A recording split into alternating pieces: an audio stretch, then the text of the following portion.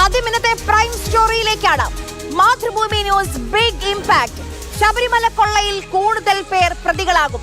സ്വർണം കൈമാറിയത് ഉണ്ണികൃഷ്ണൻ പോറ്റി ചുമതലപ്പെടുത്തിയ കൽപേഷ് എന്നയാൾക്കെന്ന് ഹൈക്കോടതി ഉത്തരവിൽ പരാമർശം. ചെമ്പ് പാളി എന്ന് രേഖപ്പെടുത്തിയതിലൂടെ ദേവസ്വം ബോർഡും പ്രതിക്കൂട്ടിലാവുകയാണ്. തന്ത്രിയും മേൽശാന്തിയും അടക്കം 10 പേരുടെ പേരാണ് ഹൈക്കോടതി ഇന്ന് എടുത്തു പറഞ്ഞിട്ടുള്ളത്.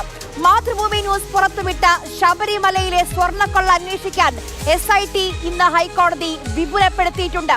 കോടതി മേൽനോട്ടത്തിൽ 6 ആഴ്ചത്തെ സമയം DGPക്ക് നേരിട്ട് പരാതി നൽകുന്നു ദേവസ്വം ബോർഡ്. ദ്വാരപാലക ശില്പത്തിലെ സ്വർണം ഉണ്ണികൃഷ്ണൻ പോറ്റി തട്ടിയെടുത്തുവെന്ന വിജിലൻസ്. സ്മാർട്ട് ക്രിയേഷൻസും സംശയ നിഴലിലാണ്. ഇന്നത്തെ പ്രൈം സ്റ്റോറി ഇതാണ്. കട്ടവനും കക്കാൻ കൂട്ടുനിന്നവരും കുടുങ്ങുമോ? നമുക്കൊപ്പം കൊച്ചിയിൽ നിന്ന് ബിനിലും തിരുവനന്തപുരത്ത് നിന്ന് R അനന്തകൃഷ്ണനുമാണ് ഏറ്റവും പുതിയ വിവരങ്ങളുമായി ചേരുന്നത് പ്രൈം 7-ൽ. ആദ്യം ബിനിലിലേക്കാണ്. ബിനിൽ, ഒരു മുട്ടുസൂചി അന്വേഷിച്ച് തുടങ്ങിയ അന്വേഷണമാണ്. ഇതാ ഇപ്പോൾ ഒരു മണിമാളിക തന്നെ അത്രയും വലിയ കൊള്ള നടന്നിട്ടുണ്ടെന്ന് ഹൈക്കോടതി പറയുകയാണ്. ആര്യ, വളരെ പ്രധാനപ്പെട്ട ഉത്തരവാണ് ഹൈക്കോടതിയുടെ ഭാഗത്ത് നിന്ന് പുറത്തു വന്നിരിക്കുന്നത്. ആ ഉത്തരവ് പരിശോധിക്കുമ്പോൾ പുതിയ 2 കഥാപാത്രങ്ങൾ കൂടി ഈ ചിത്രത്തിലേക്ക് വരുന്നു എന്നതാണ് ഏറ്റവും പ്രധാനപ്പെട്ട കാര്യം.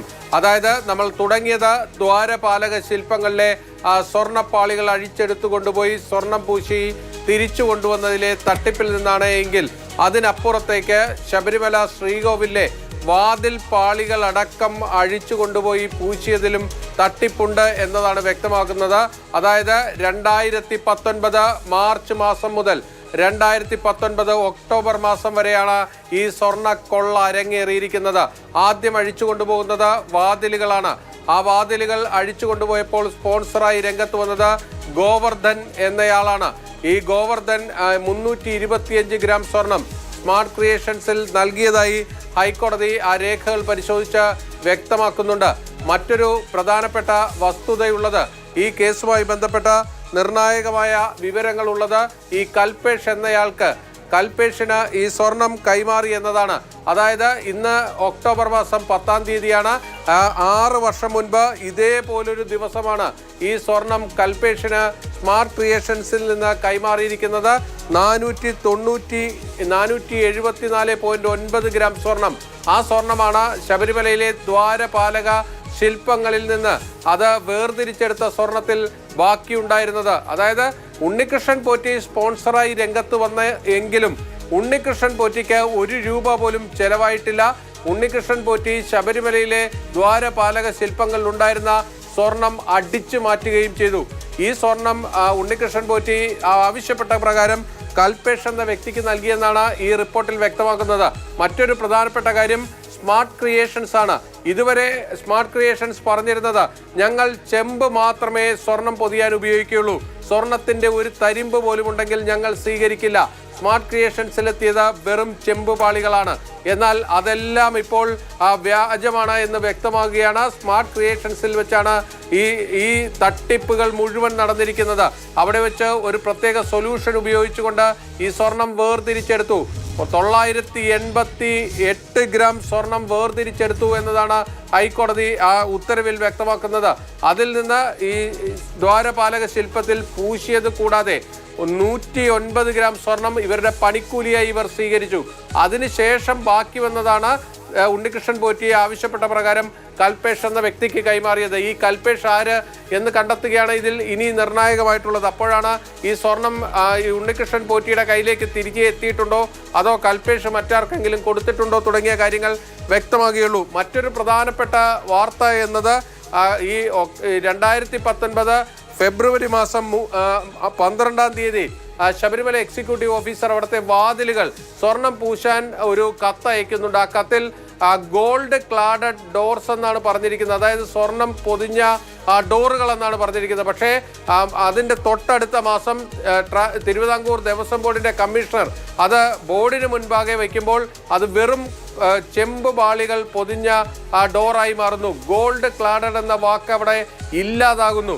അപ്പോൾ ആരാണ് ഈ സ്വർണം വെട്ടിമാറ്റിയത് എന്നതാണ് ഏറ്റവും പ്രധാനം. ഹൈക്കോടതി ഉത്തരവിലെ എല്ലാ പ്രധാനപ്പെട്ട വിവരങ്ങളും നമ്മുടെ മുന്നിലേക്ക് എത്തിച്ചത് തിരുവനന്തപുരത്ത് നിന്ന് R അനന്തകൃഷ്ണൻ കൂടി നമുക്കൊപ്പം ചേരുന്നുണ്ട്. അനന്തൻ, തനി തങ്കം പോലെയുള്ള തെളിവുകളാണ് മാതൃഭൂമി ന്യൂസ് പുറത്തുവിട്ടത്. ആ തെളിവുകൾ കോടതി കണ്ടു, അന്വേഷണ സംഘത്തെ വിപുലപ്പെടുത്തുകയാണ്. ഇനി ഈ തെളിവുകളുടെ അടിസ്ഥാനത്തിൽ ആരൊക്കെയാണ് സന്നിധാനത്തെ ചെമ്പുകൾ എന്നാണ് കണ്ടെത്തേണ്ടത്. ആര്യ, എല്ലാം നമ്മൾ പറഞ്ഞതും റിപ്പോർട്ട് ചെയ്തതുമായ കാര്യങ്ങൾക്കനുസരിതമായി തന്നെയാണ് ദേവസ്വം വിജിലൻസിൻ്റെ അന്വേഷണ റിപ്പോർട്ടും വന്നിരിക്കുന്നത്. ഈ അന്വേഷണ റിപ്പോർട്ടിൽ വ്യക്തമായി പറയുന്നത് രണ്ട് കാര്യങ്ങളാണ്. ഒന്ന്, സന്നിധാനത്തെ വാതിലുകളും കട്ടളകളും കടത്തിക്കൊണ്ടുപോയി, മറ്റൊന്ന് ദ്വാരപാലക ശില്പങ്ങൾ കടത്തിക്കൊണ്ടുപോയി എന്നുള്ളത്. ഈ രണ്ട് കാര്യങ്ങളും അന്വേഷണ സംഘവും ശരിവെക്കുകയാണ്. മറ്റൊന്ന്, ഈ ഉദ്യോഗസ്ഥരുടെ ഇതിനകത്ത് പങ്കാണ്. അതിൽ ഏറ്റവും പ്രധാനപ്പെട്ട കാര്യം, നമ്മൾ കഴിഞ്ഞ ദിവസം തമാശയ്ക്ക് ചോദിച്ചിരുന്നു, ഇവർക്കെന്താ ചെമ്പിനോട് ഇത്ര സ്നേഹമെന്ന്. ഒരു എക്സിക്യൂട്ടീവ് ഓഫീസർ ചെമ്പ് പൂശി അല്ലെങ്കിൽ സ്വർണം പൂശിയ ചെമ്പെന്ന് എഴുതിയ ഒരു ഉത്തരവ് തന്നെ തിരിച്ചു വരുമ്പോൾ അത് ചെമ്പ് മാത്രമാകുന്നു. അതുപോലെ തന്നെ തങ്കം പൊതിഞ്ഞ ചെമ്പുപാളികൾ വെറും ചെമ്പായിട്ട് സ്വർണം പൂശാൻ പോകുന്നു. അപ്പോൾ അതൊക്കെ ഉദ്യോഗസ്ഥർ എന്തിനു വേണ്ടി ചെയ്തു എന്നുള്ള കാര്യമാണ് അറിയാനുള്ളത്. അത് സംബന്ധിച്ചുള്ള കൃത്യമായ വാർത്തകൾ, ഈ വാർത്തകളൊക്കെ ആദ്യമേ വരുമ്പോൾ ഇവരെല്ലാം ഒറ്റ സ്റ്റാൻഡിലായിരുന്നു, ഇതെല്ലാം ചെമ്പായിരുന്നു എന്നുള്ള സ്റ്റാൻഡിലായിരുന്നു. നമ്മളത് തെളിയിച്ചത് നിരവധി ദൃശ്യങ്ങളും ചിത്രങ്ങളും ഒക്കെ രേഖകളും ഒക്കെ പുറത്തുവിട്ടുകൊണ്ടാണ്.